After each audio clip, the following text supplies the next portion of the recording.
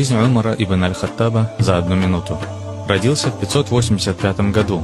Был высокого роста и крепкого телосложения. В 615 году принял ислам на 5-й год пророчества, после чего мусульмане стали молиться у Каабы.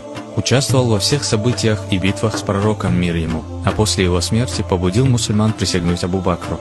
Был его правой рукой и советником. Стал халифом в 634 году и правил 10 лет.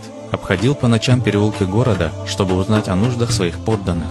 В его правлении мусульман постигла чума, унесшая тысячи душ, и своевременные карантинные меры Умара остановили болезнь. Он дал огромный скачок формированию мусульманской государственности, создал министерство, разделил земли на провинции, ввел летоисчисление по хиджре, создал центральную казну и стал причиной развала 2 великих империй того времени – персидской и римской. В 644 году был убит, будучи шахидом в намазе, отравленным мечом.